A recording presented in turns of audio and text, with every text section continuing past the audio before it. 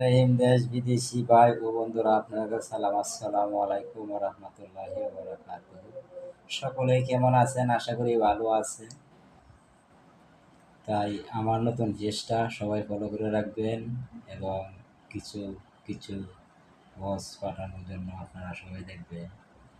আশা করি সবাই আমাকে লাইক কমেন্ট করবেন এবং পেজটা ফলো করে রাখবেন। বিষয় রয়েছে, দেখেন, প্রবাস জীবনে যে কত সুখ আর কত দুঃখ, কত শান্তি একজন প্রবাসী আসলে জানে।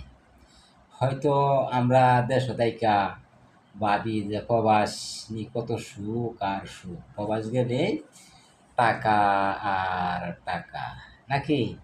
আমি যখন দেশে ছিলাম তখন আমি ভাবতাম যে প্রবাসে যাইতাম কতই না সুখ হইতো, কত সুন্দর বিমান দেয়া, আকাশে আকাশে উঠিয়া প্রবাসে আসলাম।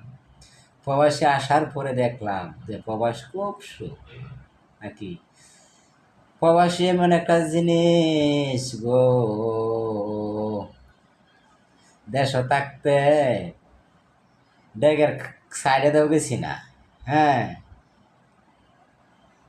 আইসি এলা কাজ করি, এলা দায় নাই করি, আইসি গিন্নি দেখলে গিন্নি রান্না হয়েছে রে, বাদ দিয়ে তো লাগাই লই।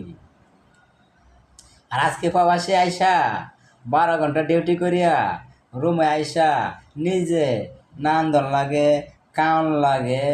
এমন সময় আছে নানতে নানতে বাদে একটা রাইতে কায়া পুতলে যারা বাদে কয়টা 2টা ফ্যামিলির সাথে কথাই কন জানে মনে দিনে যা। এটা ভাই প্রবাসী সুখ না, এটা খুব সুখ প্রবাসী, ঠিক আছে?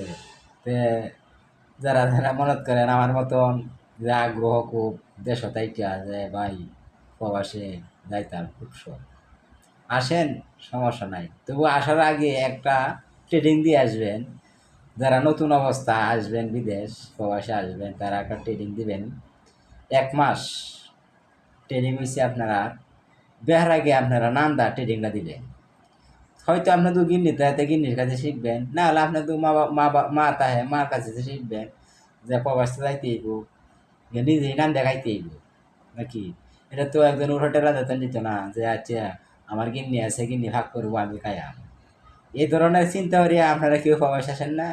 প্রবাস আসবেন, দেশ ট্রেনিং দেবেন, হয়তো কাজে ট্রেনিং দেওয়া লাগে 1 মাস না 3 মাস, এর ফাঁয়া দিয়া আপনার নান্দার ট্রেনিং দেবেন 1 মাস। তো সকলেই ভালো থাকবেন। আজকের লাগে এই সময়তই, আরও নেক্সট টাইম নতুন নতুন এরকম ধরনের কাহিনী নিয়ে আসছি আপনার সামনে প্রস্তুত হইতে পারি যে আপনার